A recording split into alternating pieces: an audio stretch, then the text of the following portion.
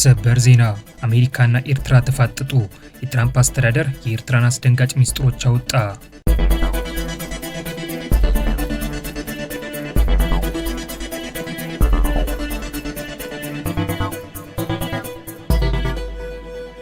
ሰላም ጤና ይስጥልን ውድ የኢንፎርም ኢትዮጵያ ቤተሰቦች እንደምን ቆያችሁ? ነው ከታማኝና ውስጥ አዋቂ መረጃ ምንጮቻችን የሰበሰብናቸውና ለዚህ መረጃ ሰዓት የደረሱልንን ወቅታዊ ጉዳዮች ይዘንላችሁ ቀርበናል። ውድ የኢንፎርም ኢትዮጵያ ቤተሰቦች ወቅታዊ መረጃዎቻችንን ለመከታተል ያመቻችሁ ዘንድ ዋና ዋና ጉዳዮቹን አስቀድመን እናሳውቃችሁ። ሰበር ዜና አሜሪካና ኤርትራ ተፋጠጡ። የትራምፕ አስተዳደር የኤርትራን አስደንጋጭ ሚስጥሮች አወጣ። በአሜሪካና በኤርትራ መካከል በሚስጥር ሲካሄድ የቆየው ሚስጥራዊ ንግግርና ውይይት የትና መቼ እንደተካሄደ ማን እንዳመቻቸው ታውቋል። የአሜሪካና የኤርትራ ሚስጥራዊ ውይይት የከሸፈበት ትክክለኛ ምክንያት የታወቀ ሲሆን የውይይቱ መክሸፍን ተከትሎ ዶናልድ ትራምፕ በኢሳያስ አፈወርቂ ላይ የሚወስዱት እርምጃ እየተጠበቀ ነው።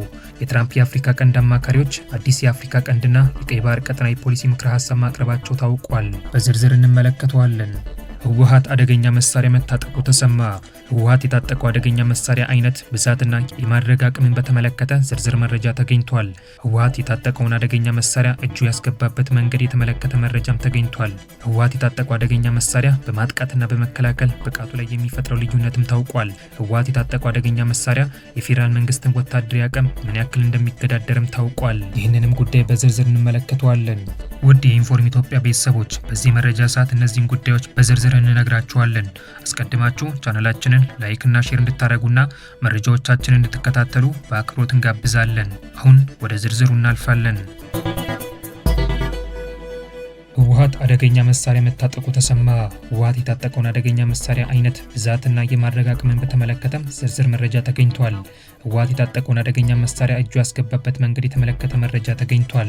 ህወሓት የታጠቀው አደገኛ መሳሪያ በማጥቃትና በመከላከል ብቃቱ ላይ የሚፈጥረው ልዩነትም ታውቋል። ህወሓት የታጠቀው አደገኛ መሳሪያ የፌዴራል መንግስትን ወታደራዊ አቅም ምን ያክል እንደሚገዳደርም ታውቋል። ህወሓት የታጠቀውን አደገኛ መሳሪያ አይነት ብዛትና የማድረግ አቅምን በተመለከተ ዝርዝር መረጃ ተገኝቷል። ህወሓት የታጠቀውን አደገኛ መሳሪያ እጁ ያስገባበት መንገድ የተመለከተ መረጃም ተገኝቷል። ህወሓት የታጠቀው አደገኛ መሳሪያ በማጥቃትና በመከላከል ብቃቱ ላይ የሚፈጥረው ልዩነትም ታውቋል። ህወሓት የታጠቀው አደገኛ መሳሪያ የፌዴራል መንግስትን ወታደራዊ አቅም ምን ያክል እንደሚገዳደርም ታውቋል። በፕሪቶሪያ ስምምነት መሰረት የተቋቋመውን የትግራይ ክልል ጊዜያዊ አስተዳደር ማፍረሱን ተከትሎ በህወሓትና በፌዴራል መንግስት መካከል የተፈጠረው ውጥረት እየጨመረ መሄዱና በትግራይ ክልል ግልጽ የጦርነት ስጋት ማንዣበቡ ይታወቃል። በሰሜኑ ጦርነት ከፍተኛ ውድመት በደረሰበት የትግራይ ክልል ውስጥ ዳግም የሚቀሰቀስ ጦርነት እጅግ አውዳሚ እንደሚሆን ቢታመንም በህወሓት ወታደራዊ አመራሮች በኩል ጦርነቱ እንደበፊቱ አይሆንም ተብሏል።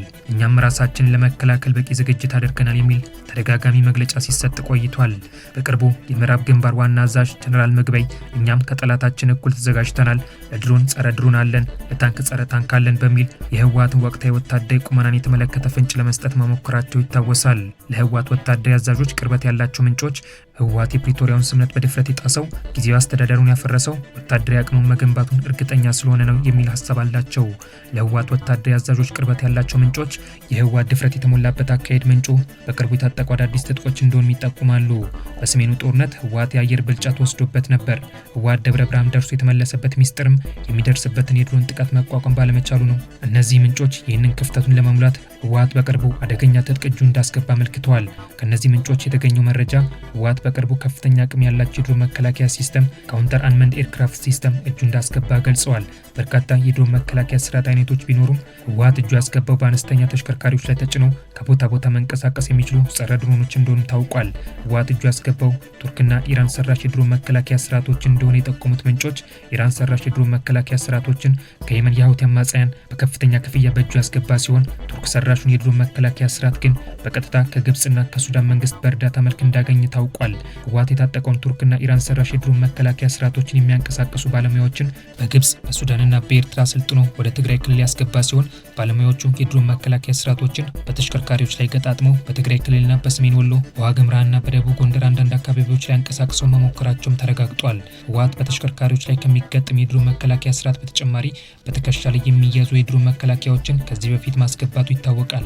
ህወሓት የታጠቃቸው እነዚህ አደገኛ ትጥቆች የህወሓትን የመከላከል አቅም በከፍተኛ ሁኔታ እንደሚያሳድጉ ቢታመንም የፌዴራል መንግስት የገነባውን የአጥፍቶ ጠፊ ካሚካዝ ድሮን አቅም መገደብ የሚያስችለው እንዳልሆነ ግን ወታደራዊ ተንታኞቹ አመልክተዋል። ህወሓት በኢትዮጵያ ብቻ ሳይሆን በሰሜን ምስራቅ አፍሪካ አዲስ የኃይል አስተላለፍ ሊፈጥር የሚችል አደገኛ እንቅስቃሴ ውስጥ ይገኛል የሚሉት ምንጮች ህወሓት ከፌዴራል መንግስት ጋር የሚፈጥረውን ግጭት ለመመከት በተመሳሳይ ሰዓት በተለያዩ ነገር ግን ባልተጠበቁ ግንባሮች ጥቃት በመክፈት የፌዴራል መንግስት ትኩረትንና የኃይል ሚዛን ማዛባት እንዲሁም የሰራዊትና የወታደራዊ ቁሳቁስ እንቅስቃሴን ማስተጓጎል የሚል አደገኛ ወታደራዊ ስትራቴጂ ነድፎ እየተንቀሳቀሰ መሆኑን አመልክተዋል። ከፌዴራል መንግስት ጋር ግጭት ውስጥ ሲገባ የህወሓት የማጥቃት እንቅስቃሴ የሚጀምረው በሁለት ግንባሮች ሲሆን ግጭቱን በምዕራብ በኩል በወልቃይት መስመር በመጀመር ሱዳን የሚገኙ የህወሓት ታጣቂዎች ከውጭ ወደ ውስጥ እየገፉ እንዲመጡ፣ መሀል ላይ የቅማንት ታጣቂዎች እንዲቀላቀሉ፣ የቤኒሻንጉል ነጻ አውጪዎችና የጉምዝ ታጣቂዎች ቀስ በቀስ ጥቃቱን በመቀላቀል እስከ ህዳሴ ግድብ ያለውን አካባቢ በራሱና በአጋር ሰራዊት መቆጣጠር።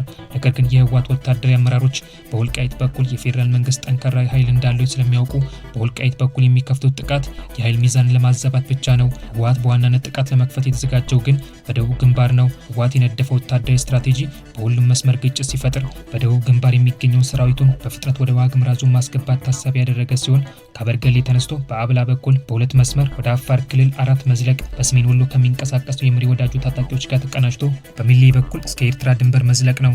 የኤርትራ ድንበር ከተቆጣጠረ በኋላ እስከ አሰብ የመዝለቅ እቅድ ያለው ሲሆን አሰብን በመቆጣጠር ከየመን የሁቲ አማጽያን ትጥቅ በቀላሉ የማስገባት እድልን የሚያስገኝለታል።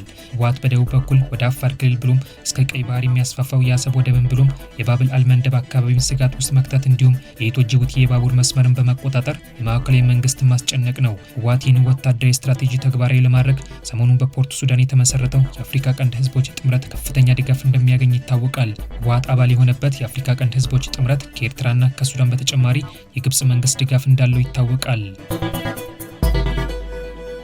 ሰበር ዜና። አሜሪካና ኤርትራ ተፋጠጡ። የትራምፕ አስተዳደር የኤርትራን አስደንጋጭ ሚስጥሮች አወጣ። በአሜሪካና በኤርትራ መካከል በሚስጥር ሲካሄድ የቆየው ሚስጥራዊ ንግግርና ውይይት የትና መች እንደተካሄደ ማን እንዳመቻቸው ታውቋል። የአሜሪካና የኤርትራ ሚስጥራዊ ውይይት የከሸፈበት ትክክለኛ ምክንያት የታወቀ ሲሆን የውይይቱ መክሸፍን ተከትሎ ዶናልድ ትራምፕ በኢሳያስ አፈወርቂ ላይ የሚወስዱት እርምጃ እየተጠበቀ ነው። የትራምፕ የአፍሪካ ቀንድ አማካሪዎች አዲስ የአፍሪካ ቀንድና የቀይ ባህር ቀጠና የፖሊሲ ምክረ ሀሳብ ማቅረባቸው ታውቋል። በመካከለኛው ምስራቅና በቀይ ባህር ቀጠና የተፈጠረውን ቀውስ ለማርገብ እንዲሁም አሜሪካ በቀጠናው ያላትን የበላይነት ለማስጠበቅ የትራምፕ አስተዳደር ከኤርትራ መንግስት ጋር ሚስጥራዊ ንግግርና ድርድር ማድረግ መጀመሩ ውስጡን በስፋት ሲነገር መቆየቱ ይታወቃል።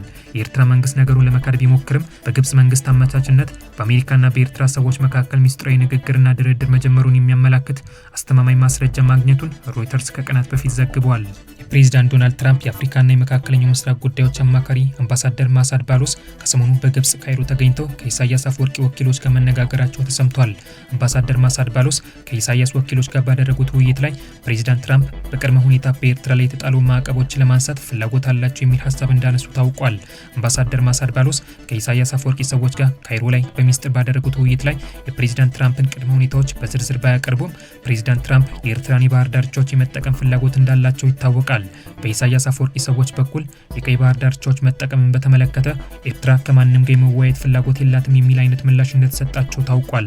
አምባሳደር ማሳድ ባሎስ የኢሳያስ አፈወርቂ ሰዎች በሰጧቸው ምላሽ ደስተኛ ባይሆኑም የሁለቱ ሀገራት ውይይት ዋሽንግተን በሚገኘው የኤርትራ ኤምባሲ በኩል እንደሚቀጥል ከስምምነት ተደርሶ እንደነበረ ታውቋል። በኤምባሲው በኩል የተጀመረውን ውይይትና ድርድር በተመለከተ የተገኘ ዝርዝር መረጃ ባይኖርም የፕሬዝዳንት ትራምፕ የአፍሪካ ቀንድ አማካሪዎች ቡድን ኢሳያስ አፈወርቂ እጅግ ተለዋዋጭ ባህሪ ያለው ሰው ነው። ዛሬ የተስማማውን ነገ ይሽራል። ስለዚህ ከኢሳያስ አፈወርቂ ጋር መስራት አይቻልም። አሜሪካ በምስራቅ አፍሪካም ሆነ በቀይ ባህር ቀጠና ከኤርትራ ውጭ አማራጭ መፈለግ አለባት የሚል ምክር እንደለገሱም ተሰምቷል። በዶናልድ ትራምፕ የመጀመሪያ የፕሬዝዳንትነት ምርጫ የአሜሪካ የውጭ ጉዳይ ሚኒስቴር የአፍሪካ ጉዳዮች ኃላፊ የነበሩት አምባሳደር ቲቦር ናጂም ሰሞኑን በአፍሪካ ቀንድና በቀይ ባህር ቀጠና ከኢትዮጵያና ከሶማሌላንድ ውጭ አሜሪካ አስተማማኝ አጋር ማግኘት አትችልም። ስለዚህ የትራምፕ አስተዳደር ለሶማሌላንድ የሀገርነት እውቅና መስጠት፣ ኢትዮጵያ ወደ ቀይ ባህር የምትመጣ በትን መንገድ ማመቻቸት አለበት የሚል ምክረ ሀሳብ ማቅረባቸው ይታወቃል። በትራምፕ አስተዳደር ተለዋዋጭ የውጭ ግንኙነት ፖሊሲ ምክንያት የአሜሪካና የኤርትራ ድርድር መጨረሻው ምን እንደሚሆን ለመገመት አስቸጋሪ ነው። ነገር ግን አስተማማኝ የደህንነት መረጃ ምንጮች በአሜሪካና በኤርትራ መካከል ተጀምሮ የነበረው ድርድር በትራምፕ አስተዳደር ፍላጎት ማጣት መቆሙን ታውቋል። የትራምፕ አስተዳደር ከኤርትራ መንግስት ጋር በሚስጥር የጀመረውን ንግግርና ድርድር ያቋረጠውና የመቀጠል ፍላጎት ያጣው በተለያዩ ምክንያቶች ሊሆን እንደሚችል ቢታመንም የኢሳያስ አፈወርቂ ሰዎች ለውይይት ዝግ መሆን በአፍሪካ ጉዳዮች አማካሪ ቡድን ከቀረበላቸው ሪፖርት በተጨማሪ የአሜሪካና የኢራን ጦርነት ከመጀመሩ ከሳምንታት በፊት የትራምፕ አስተዳደር ኤርትራ በዓለም ጸጥታና ደህንነት ላይ አደጋ ከደቀኑ መንግስታት ዝርዝር ውስጥ እንዲያካትት የቀረበለትን ጥያቄ ሊሆን እንደሚችልም ታምኗል። የኢራንና አሜሪካ ጦርነት ከመጀመሩ በፊት በዶናልድ ትራምፕ አማካሪዎች በኩል የኤርትራ መንግስት ለአሜሪካ ብሔራዊ ጥቅሞች እንዲሁም እስራኤልን ጨምሮ በአሜሪካና አጋሮች ጸጥታና ደህንነት እንቅፋት የደቀነ መንግስት ተብሎ መፈረጅ አለበት የሚል ክርክር መነሳቱ የሚታወስ ሲሆን የአሜሪካ ብሔራዊ ደህንነት የአሜሪካን ሴኔት የጸጥታና ደህንነት ቋሚ ኮሚቴ በኤርትራ መንግስት ላይ ማንኛውንም እርምጃ እንዲወስድ ጥሪ እንዳቀረበም ይታወቃል። የአሜሪካ ሴኔት የጸጥታና ደህንነት ቋሚ ኮሚቴ ይህንን ጥሪ ያቀረበው በዓለም አቀፍ ደረጃ በሚታዩ ወቅታዊ የጸጥታና ደህንነት ስጋቶችን አስመልክቶ ከሳምንታት በፊት ከአሜሪካ የጸጥታና ደህንነት ተቋማት ኃላፊዎች ምስክርነት በሰጠበት ወቅት ነው። የአሜሪካ ብሔራዊ ደህንነት ዳይሬክተር ቱልሲ ጋባርድ፣ የኤፍቢአይ ዳይሬክተር ካሽ ፓቴል እና የሲአይኤ ዳይሬክተር ጆሽ ራትክሊፍ በሴኔቱ የጸጥታና ደህንነት ቋሚ ኮሚቴ ፊት ቀርበው በሰጡት ምስክርነት ከቅርብ ጊዜ ወዲህ ለዓለም ጸጥታና ደህንነት አደጋ የሆኑ አዳዲስ ክስተቶች እያቆጠቆጡ እንደሚገኙ፣ እነዚህ አዳዲስ ክስተቶች ደግሞ በአሜሪካ ጸጥታና ደህንነት እንዲሁም በአሜሪካና በአጋሮቿ ብሔራዊ ጥቅሞች ላይ ግልጽ አደጋን ደቅኗል የሚል ምስክርነት ሰጥተዋል። በአሜሪካና አጋሮቿ ጸጥታና ደህንነት እንዲሁም ብሔራዊ ጥቅሞች ላይ በዋናነት አደጋ የደቀኑት ደግሞ ቻይና፣ ሩሲያ፣ ሰሜን ኮሪያና ኢራን ሲሆኑ ኤርትራን የመሳሰሉ ሀገራት ደግሞ በተባባሪነት ተቀምጠዋል። የብሔራዊ ደህንነት ዳይሬክተሩ ቱልሲ ጋባርድ ቻይናን፣ ሩሲያና ሰሜን ኮሪያ መነሻ ያደረጉ የሳይበር ጥቃት፣ በአርቲፊሻል ኢንተለጀንስ የታገዘ ሽብርተኝነት፣ የጤናና የባንክ ስርዓትን ማዕከል ያደረጉ የመረጃ መንተፋ ስጋቶች አሉብን የሚል ምስክርነት የሰጡ ሲሆን ከቅርብ ጊዜ ወዲህ አልቃይዳና አይኤስአይኤስ የመሳሰሉ አሸባሪ ድርጅቶች የማንሰራራት አዝማሚያ እያሳዩ እንደሚገኙ አመልክተዋል።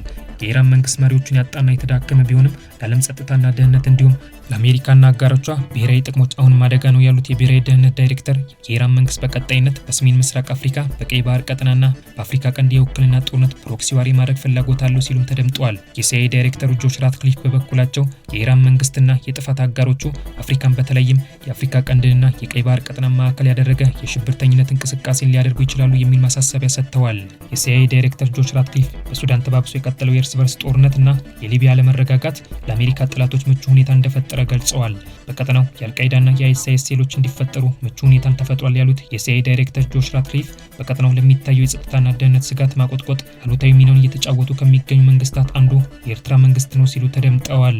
የአሜሪካ ብሔራዊ ደህንነት ዳይሬክተር ቱልሲ ጋባርድ እና የሲአይኤ ዳይሬክተሩ ጆሽ ራትክሊፍ ለሴኔቱ በሰጡት ምስክርነት የኤርትራ መንግስት ከየመን የሁቲ አማጽያን በተጨማሪ በጀነራል አብደል ፈታህ አልቡርሃን ከሚመራው የሱዳን ጦር ጋር ለተሰለፈውና በቅርቡ በአሜሪካ የሽብርተኝነት ዝርዝር ውስጥ ለተካተተው ለሱዳን እስላማዊ ወንድማማቾች ሱዳን እስላሚክ ብራዘርስ ወደ በኤርትራ መንግስት በኩል የትጥቅ ድጋፍ ሲደረግ መቆየቱን ገልጸዋል።